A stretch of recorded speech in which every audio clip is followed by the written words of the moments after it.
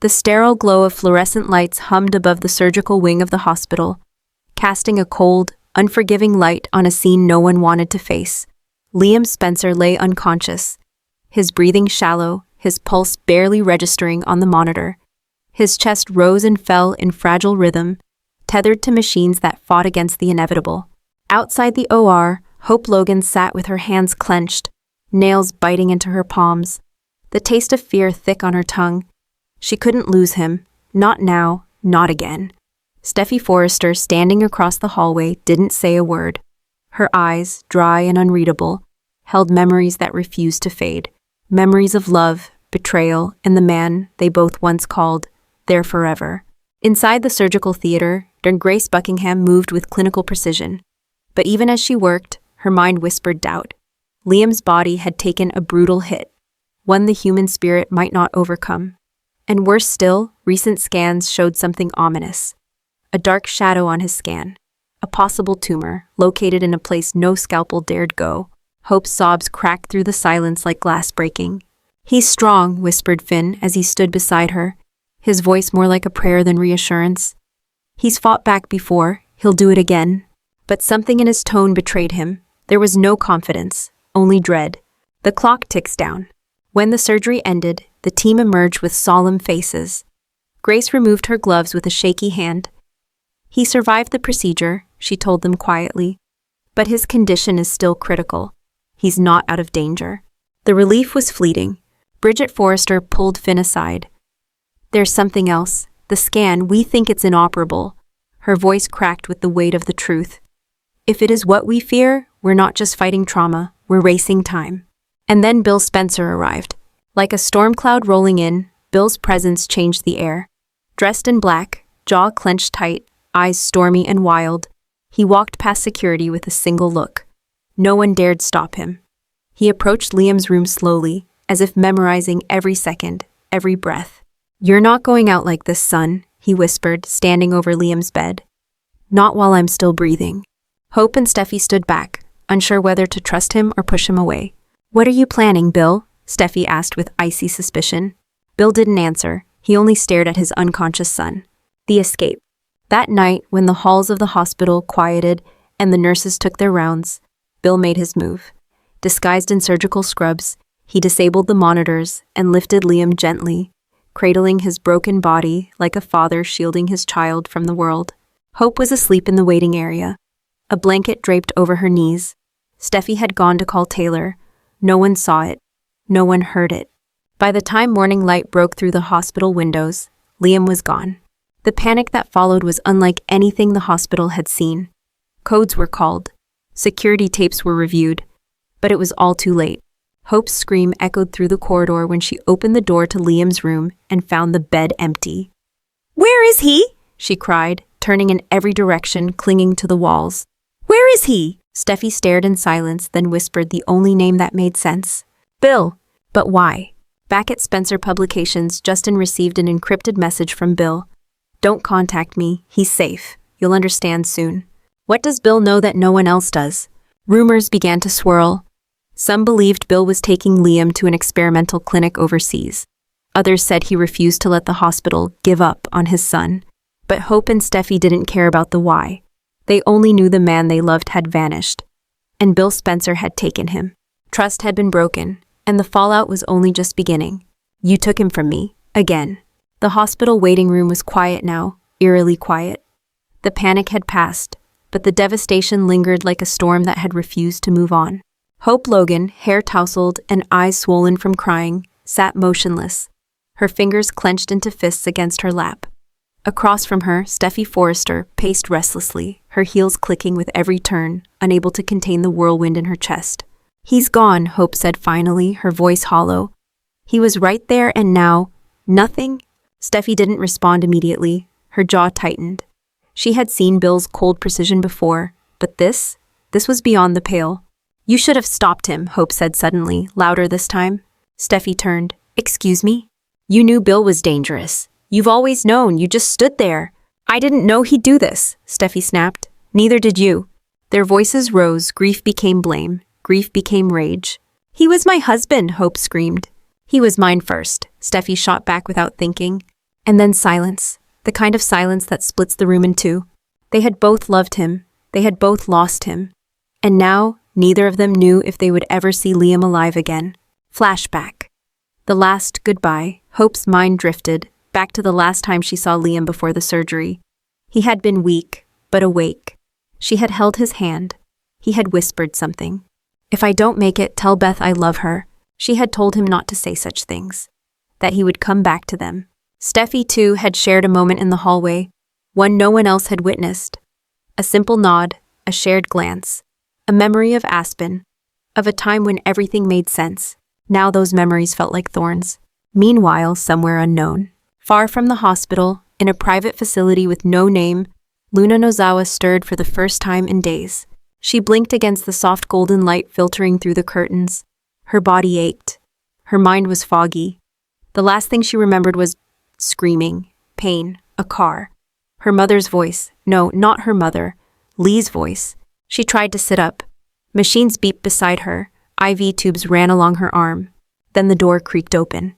And there she stood, Lee Finnegan, pale, tired, and completely calm. You're awake, Lee said softly. Luna's voice cracked. What happened? Where am I? Lee sat beside her and placed a hand on her forehead like a mother would. You're safe now, darling. That's all that matters. No, Luna whispered. You told them I was dead. Lee hesitated, then nodded. I had to, she said quietly. You wouldn't have survived otherwise. Luna's heart began to race. Her breath quickened. You faked my death? She cried. Why? To protect you from Poppy, from the world, from yourself. Lee's eyes shimmered with something dark, something dangerous. A terrible truth revealed. Luna tried to move, but her body was still recovering. She gasped, weak and horrified. You told them I was dead. My mother. Poppy doesn't deserve to know where you are, Lee said, her tone suddenly sharp. She's the reason you're broken. She's the reason you lost everything. I'm giving you a second chance, a clean slate. Luna looked at her, a tear rolling down her cheek. This isn't a second chance, she whispered. This is a prison. Cut back to Hope and Steffi. Rage without relief. Back at the hospital, the storm between Hope and Steffi had reached a boiling point. I'm going after him, Hope said, grabbing her coat. And do what? Steffi snapped. Chase a billionaire who's gone off the grid with a dying man? I'd rather do something than sit here and blame everyone but myself. Maybe you should, Steffi yelled, because if you hadn't pushed Liam so hard. Hope's hand struck Steffi's face before she even realized what she'd done. A pause, both women frozen, shocked. Then Steffi turned and walked away, tears in her eyes. A storm is coming. In the shadows of L.A., secrets are thick as smog. Liam lies hidden. Luna is alive but caged. Hope and Steffi are unraveling. And Bill Spencer is somewhere out there, trying to rewrite fate with his own hands. But fate doesn't like to be rewritten. What you call a lie, I call protection. The room was silent, but not peaceful. The beeping of monitors was slow and steady. Luna Nozawa lay awake, staring at the ceiling as the words, "You're dead to them now," echoed in her mind. Lee Finnegan, always so precise and disciplined, now seemed unhinged. Protective, yes, but there was something else behind her eyes, something cold, something obsessive. Luna turned to her and asked again, her voice firmer this time. Tell me the truth, Lee. Why did you fake my death? Lee sighed, not from exhaustion, but from calculation. She took a seat near Luna's bed, clasped her hands together, and began to speak in a tone too calm for the storm she unleashed. You were spiraling, Lee said. You were making reckless choices, emotionally, romantically. Poppy wasn't stopping you. She was enabling you. I was falling in love, Luna replied bitterly. With the wrong person, Lee snapped. And because of that, you almost died. That overdose, that accident, it could have ended you. Don't you see? I saved you from yourself. Luna turned her face away. She remembered the night, the tears, the fight with her mother, the betrayal, the blurred vision, the crash. And then, darkness. Buried truths, shattered trust. As Lee walked to the window and closed the blinds, her voice took on a chilling stillness. You were always different from Poppy. You had a chance to become more than what she made of herself. I refuse to watch you become another version of her. Careless, seductive, weak. I'm not her, Luna whispered. But you were becoming her, Lee said. And I knew if I didn't act, the world would bury you. So I buried you first. Luna sat up in bed, her body trembling. You lied to everyone, Finn, Poppy, my friends. You let them believe I was dead. Because it was the only way to set you free, Lee said, stepping closer. You have no more scandal, no more men chasing you, no more guilt. You are a blank slate now. You belong to no one. You belong to yourself. No, Luna said, voice shaking. I belong to a family, and you've stolen that from me. Meanwhile, at Forrester Creations' Trouble Brews. Across town, Brooke Logan tried to focus on fabric samples, but her mind was elsewhere. Nick Marone had returned, unannounced, with a charming smile and an invitation. Come with me to Italy, he'd said.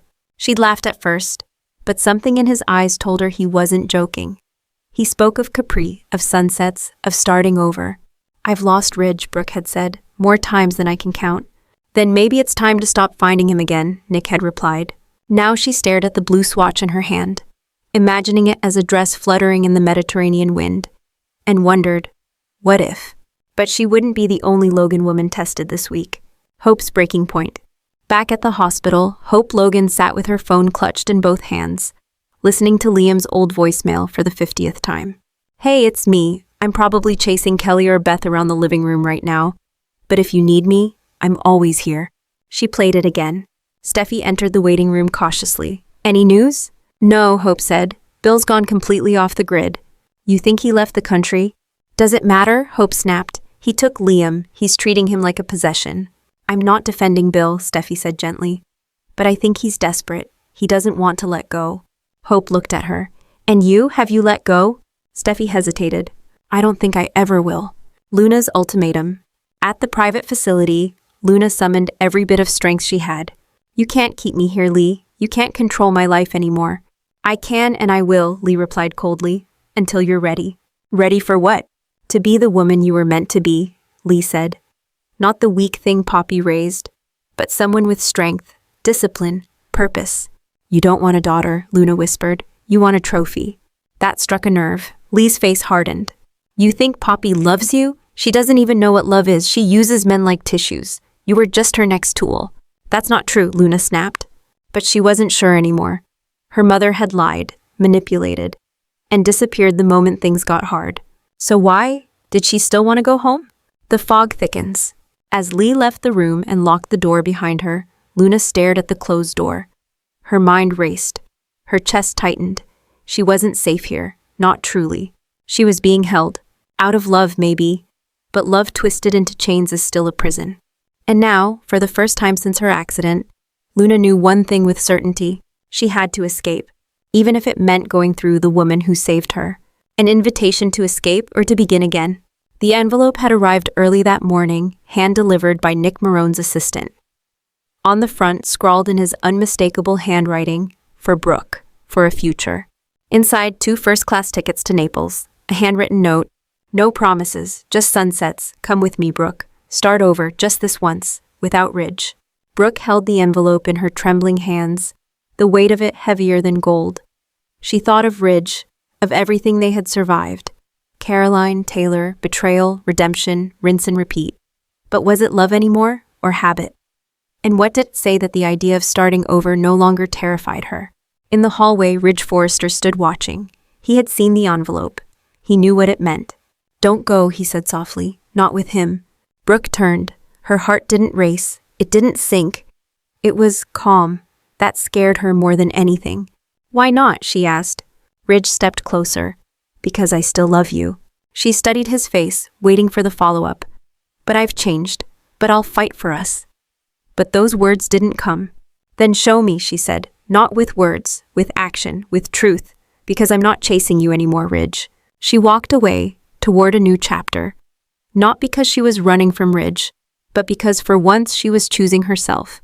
Ridge unravels. Later that evening, Ridge stood alone in the Forrester showroom.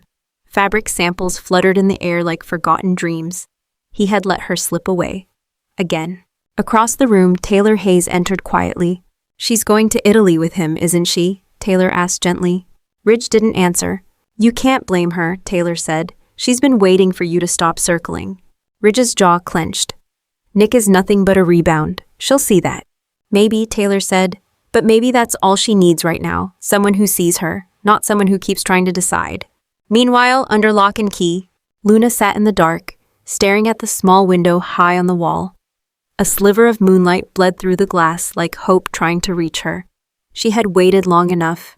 Her body was stronger now, her mind clearer. She had watched the shifts of the nurses, noted the way Lee moved. There was always a key in the red cabinet by the hallway door. Always. Tonight she would escape. And not just from this facility, from Lee's narrative. The one where Luna was a broken girl needing control. She wasn't that girl anymore. The escape. At 2:43 a.m., the alarm buzzed once, then silence. A glitch, just like last week. Luna had been counting. She crept to the cabinet and retrieved the key with trembling fingers. Her breath caught when she saw Lee asleep in the hallway chair, a file folder resting on her lap. Inside, pictures of Luna, surveillance shots, medical charts, letters, even old postcards addressed to Finn. She was being documented, studied, like a subject. Luna backed away in horror, slipped down the hall, and pushed the emergency exit door open just wide enough to squeeze through. No guards, no lights, just freedom and the cold sting of reality waiting to crash in. Capri, a new horizon or an old mistake? Under the warm Italian sun, Brooke Logan stood on a cliffside balcony in Capri, the wind catching her golden hair, the sea glistening below. Nick Marone poured 2 glasses of wine, smiling gently. No paparazzi, no drama, just us. Brooke smiled, but a storm brewed behind her eyes. Back in LA, Steffi had called. Liam is awake, she had said. Bill found a clinic. They're trying something radical, but he's still not safe. And Hope, she's unraveling. Brooke didn't reply. Nick touched her hand. We can turn around, or we can keep going. She didn't answer yet, because back in Los Angeles, everything was falling apart. The collapse begins. Hope stood outside Spencer Publications, demanding answers. She hadn't slept in days. Her eyes were hollow. Where is my husband? She screamed at Justin. Inside, Bill finally emerged. Older, angrier, more desperate than she'd ever seen him. He's alive, Bill said. Because of me. You should be thanking me. You don't get to play God, she shouted. You didn't fight for him, Bill snapped. Behind them, a voice croaked from a private elevator. Stop. It was Liam, pale, shaking, awake. And then he collapsed into Hope's arms. The end, for now. Luna, now free, arrived at LAX with nothing but a hospital wristband and a backpack. She called a cab. Take me to Papi Nozawa. The driver asked, Address? Luna's eyes stared ahead. I'll find her. Because now Luna was done being lost. She was done being used. She was done being dead.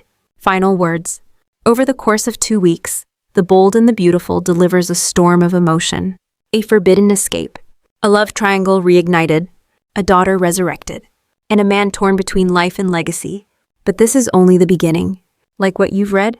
Join the discussion, drop your theories, and subscribe to our channel for weekly deep dives into The Bold and the Beautiful as it spirals toward its boldest summer yet. Like, comment, subscribe. Hello and goodbye.